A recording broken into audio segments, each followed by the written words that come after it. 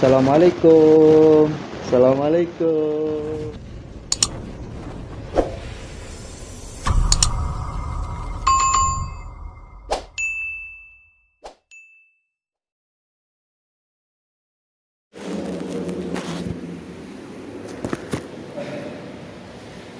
Allahu Akbar, Allahu Akbar, Allahu Akbar, Allahu Akbar. Asyhadu an la ilaha illallah.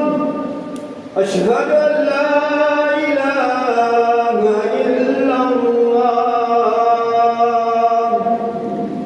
Asyhadu anna Muhammadar أشهد أن محمدًا رسول الله حي على الصلاة حي على الصلاة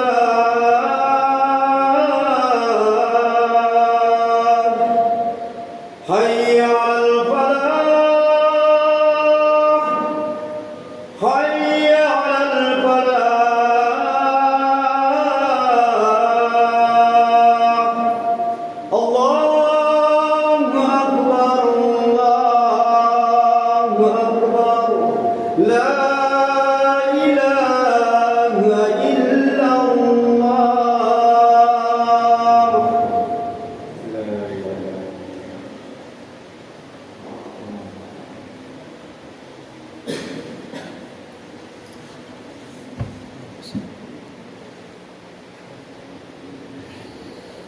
Alhamdulillahi Rabbil Alamin. Ashhadu an la ilaha illallahul wahidul hakim. Wa ashhadu anna Muhammadan abduhu wa rasuluh ar-ra'ufur rahim. Allahumma salli wa sallim ala Sayyidina Muhammad wa ala alihi wa sahbihi ajma'in. Amma ba'du fa ya ibadallah, ittaqullaha rabbal alamin wa'buduhu mukhlishina lahuddin hatta ya'tiyakumul yaqin. Yauma la yanfa'u malu wala banun illa man atallaha biqalbin salim. Wa qala ta'ala kullu nafsin dha'iqatul maut wa innama tuwaffawna ujurakum yawmal qiyamah faman zuhziha 'anil nari wa udkhilal jannata faqad faz wa mal hayatud dunya illa mata'ul ghurur. Hadirin jamaah Jumat yang dimuliakan Allah Subhanahu wa taala. Di hari yang mulia ini, marilah sama-sama kita tingkatkan ketakwaan kita kepada Allah dengan menjalankan seluruh perintahnya dan menjauhi seluruh larangannya. Kita sudah jauh dari masa kenabian, 1550 tahun yang lalu, semenjak Nabi diutus sebagai Rasul. Nabi diutus sebagai pembawa kabar gembira dan pembawa ancaman. Kabar gembira bagi siapa yang taat kepada Allah dan Rasulnya, dan ancaman bagi siapa yang mengingkari Allah dan Rasulnya. 1550 tahun yang lalu beliau dilantik sebagai Nabi sekaligus Rasul. Beliau sudah berlalu bersama para sahabat. Para tabi'in telah mendahului kita. Para ulama salafus salih, para a'immatul madzahib, al-Imam Abu Hanifah, al-Imam Malik, al-Imam Syafi'i, al-Imam Ahmad ibn Hanbal, para pemimpin-pemimpin mazhab pun telah mendahului kita. Orang-orang soleh, orang-orang yang siap meninggalkan keluarganya, meninggalkan hartanya, kampung halamannya untuk menyebarkan agama Islam ke penjuru dunia pun telah mendahului kita. Para wali songo yang mereka meninggalkan kampung asalnya Gujarat demi menyebarkan Islam ke bumi Nusantara yang tercintai. Orang-orang terdahulu telah mendahului kita. Para ulama telah mendahului kita. Sekarang tinggal kita yang hidup di akhir zaman. Tinggal kita yang sekarang hidup di penghujung zaman, yang mana banyak sekali tanda-tanda hari kiamat yang telah kita temui. Wa min asratis sa'ah, termasuk dari tanda-tanda hari kiamat, ilmu akan diangkat oleh Allah Subhanahu wa taala. Wa yasbutal jahl, dan kebodohan akan merajalela. Inna Allah la yaqbidul ilma intiza'an. Allah Subhanahu wa taala tidak mengangkat ilmu itu secara langsung. Yang tazi'uhu minal ibad, ilmu tidak dihilangkan. Walaki yaqbidul ilma biqabdil ulama. Akan tetapi Allah mengangkat ilmu, Allah mencabut ilmu dengan dicabutnya nyawa para ahli ilmu, dengan dicabutnya para alim ulama. Kita lihat, kita baca, sudah berapa ratus ulama yang mati akhir-akhir ini. Semenjak wabah pandemi, lebih dari 250 para ulama telah meninggalkan kita. Bahkan kemarin, tepatnya jam 8 lebih 38 menit, kita telah ditinggal oleh seorang ulama yang masyhur, yang mencintai kita dan kita mencintainya, yaitu Syekh Ali Jabir. Ini adalah salah satu tanda Allah Subhanahu wa taala mencabut ilmu tersebut dengan dicabutnya nyawa para alim ulama. Hatta idza lam yabqa, ketika tidak sedikit pun tersisa alimun, tidak ada seorang ulama di bumi ini.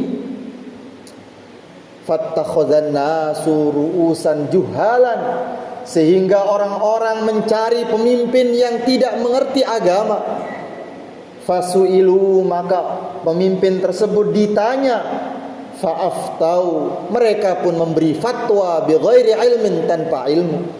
Fadallu fa'adallu, maka dia tersesat dan orang yang meminta fatwa pun tersesat. Rawahul Bukhari. Hadis ini diriwayatkan oleh Al-Imam Al-Bukhari. Ketika para ulama sudah diwafatkan oleh Allah Subhanahu wa taala, maka tidak tersisa ulama-ulama yang rusyad, ulama-ulama yang soleh, ulama-ulama yang lurus, ulama-ulama yang tidak cinta kepada harta, ulama-ulama yang tidak cinta kepada jabatan, ulama-ulama yang tidak cinta kepada popularitas. Ketika ulama-ulama yang lurus telah meninggal dunia, telah wafat, diwafatkan oleh Allah, maka manusia mencari ulama-ulama ataupun pemimpin-pemimpin yang tidak lurus, sehingga mereka memberi fatwa yang tidak lurus, sehingga mereka tersesat dan para manusia pun menjadi sesat. Hadirin jamaah Jumat yang dimuliakan Allah Subhanahu wa taala, maka menjadikan anak kita, bahkan diri kita sebagai ulama ini adalah sangat penting bagi kita. Karena sudah ratusan ulama diwafatkan oleh Allah Subhanahu wa taala. Yarfa'illahu alladhina amanu minkum walladhina utul ilma darajat. Betapa besar kemuliaan, derajat keagungan para ulama di sisi Allah Subhanahu wa taala. Al-Imam Al-Ghazali di dalam kitab Ihya Ulumuddin, beliau seorang hujatul Islam, pembaharu Islam, mujaddid di dalam Islam, abad kelima Hijriah. Beliau mengatakan, menukil dari Sayyidina Umar di dalam asarnya, beliau mengatakan, matinya 1000 orang ahli ibadah, qaimil lail, yang pada malam harinya dia selalu bangun malam untuk sholat tahajud, bermunajat kepada Allah. Wa shaimin nahar, ketika siang harinya ia selalu berpuasa, puasa sunnah mestinya. Ahwanu, lebih ringan, tidak bisa dibandingkan, min mauti alimin, daripada matinya satu orang alim, basirin bihalalillah wa harami, yang dia mengerti, yang lurus, yang faham, yang tegak mempertahankan hukum-hukum Allah Subhanahu wa taala.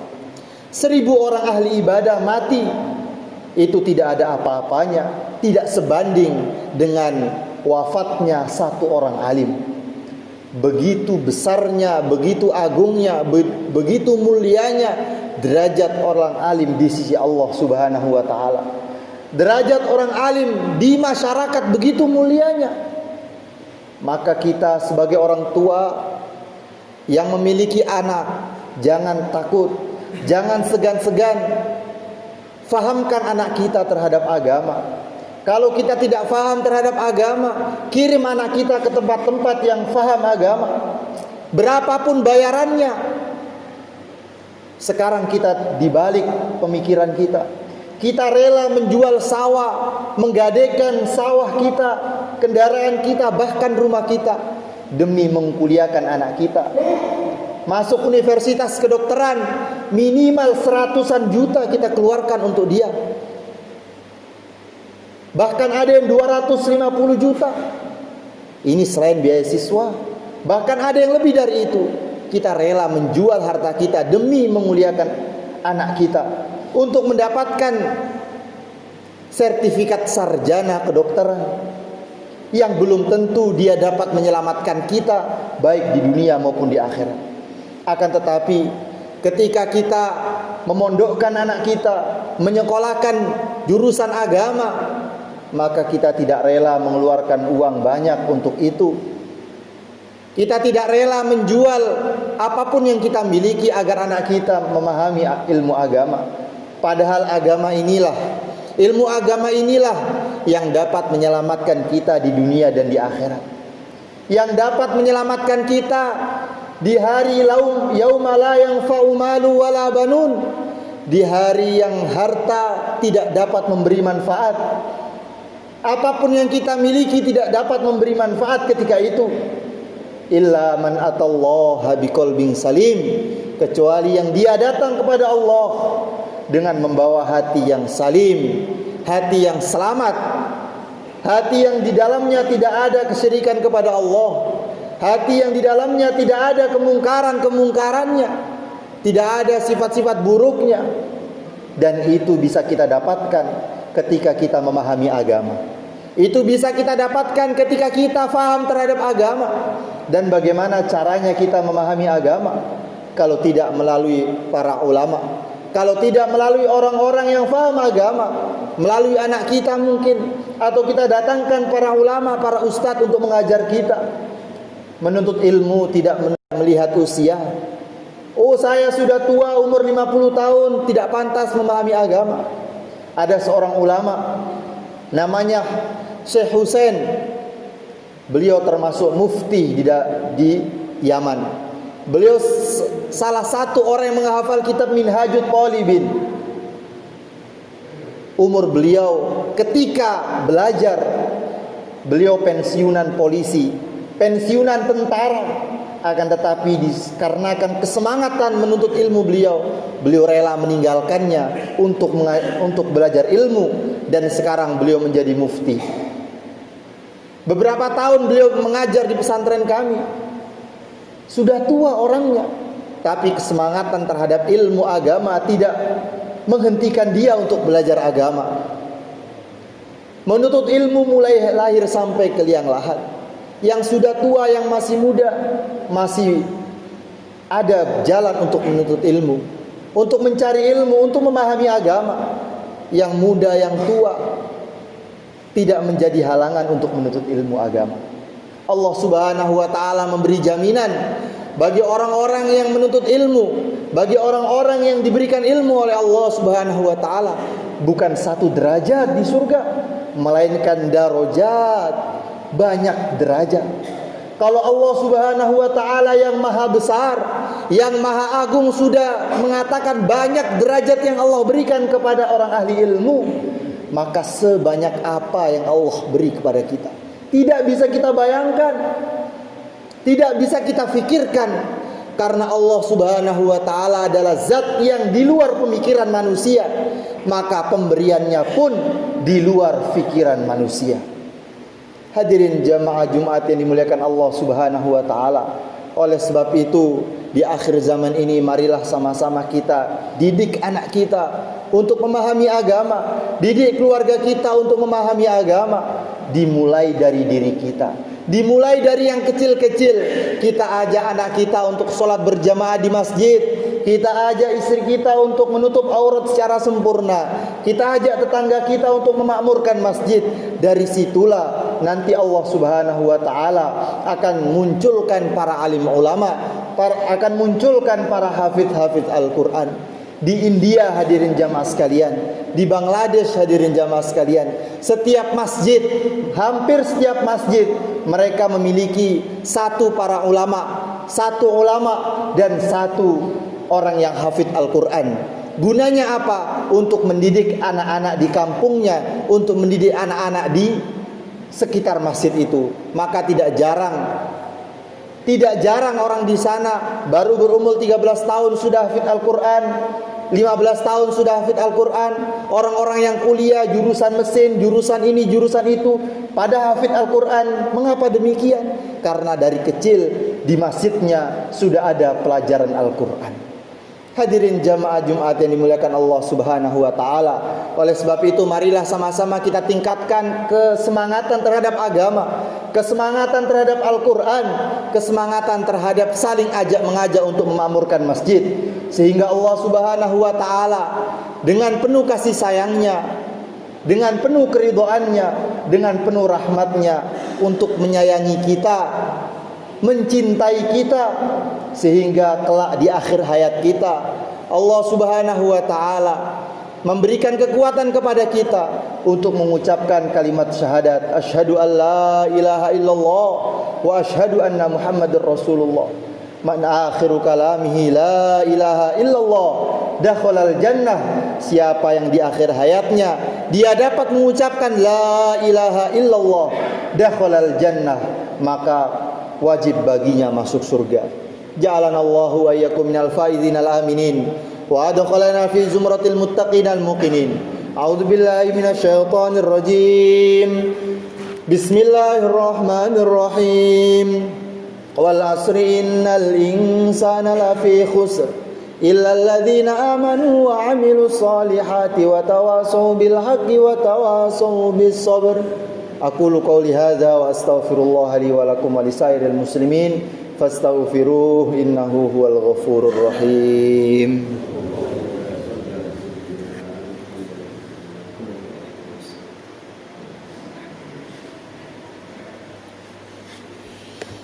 Innal hamdalillah nasta'inuhu wa nastaghfiruh wa nu'minu bihi wa natawakkalu alayhi wa na'udzu bihi min shururi anfusina wa min sayyiati a'malina. May yahdihillahu fala mudilla lahu wa may yudlilhu fala hadiya lahu. Asyhadu an la ilaha illallah wahdahu la syarika lah wa asyhadu anna sayyidana wa maulana wa habibana wa sanadana wa qurrata a'yunina Muhammadan abduhu wa rasuluh. Allahumma salli wa sallim ala sayyidina Muhammadin wa ala alihi wa sahbihi ajma'in, amma ba'd. Fa ya ibadallah ittaqullaha haqqa tuqatih wa la tamutunna illa wa antum muslimun. وقال قولا كريما إن الله وملائكته يصلون على النبي يا أيها الذين آمنوا صلوا عليه وسلموا تسليما. اللهم صل وسلم على سيدنا محمد وعلى آل سيدنا محمد وعلى أزواج سيدنا محمد وارض اللهم عن خلفائه الأربعة أبي بكر وعمر وعثمان وعلي وسائر أصحابه أجمعين. اللهم اغفر للمؤمنين والمؤمنات، اللهم اغفر للمسلمين والمسلمات، اللهم انصر المسلمين والمسلمات الأحياء منهم والأموات وانصرهم نصرا عزيزا وافتح لهم فتحا قريبا مبينا. اللهم أيدهم بتأييد من عندك، اللهم اجعله من كل ضيق خرجا ومخرجا اللهم وحد صفوفهم واجمع كلماتهم يا أكرم الأكرمين اللهم قاتل اليهود والنصارى وأعوانهم من الكفرة والفسقة والزنادقة والملحدين الذين يصدون عن سبيلك ويقاتلون أولياءك ويحربون بيوتك وبيوت المسلمين ويريدون إذلال الإسلام والمسلمين اللهم عليك بهم اللهم فرق جمعهم اللهم أقلل عددهم اللهم شل أركانهم اللهم دمر ديارهم اللهم دمر بلادهم اللهم اجعل الدائرة عليهم اللهم اجعل تدبيرهم تدميرهم حسبنا الله لما أهمنا حسبنا الله لمن عادانا حسبنا الله لمن حسدنا حسبنا الله لمن بغى علينا حسبنا الله لمن مكر بنا حسبنا الله من شرور أنفسنا حسبنا الله من جميع خلقه حسبنا الله ونعم الوكيل نعم المولى ونعم النصير سبحان ربك رب العزة عما يصفون وسلام على المرسلين والحمد لله رب العالمين فيا عباد الله إن الله يأمر بالعدل والإحسان وإيتاء ذي القربى وينهى عن الفحشاء والمنكر والبغي يعظكم لعلكم تذكرون واذكروا الله يذكركم واشكروه على نعمه يزدكم ولذكر الله أكبر أقم الصلاة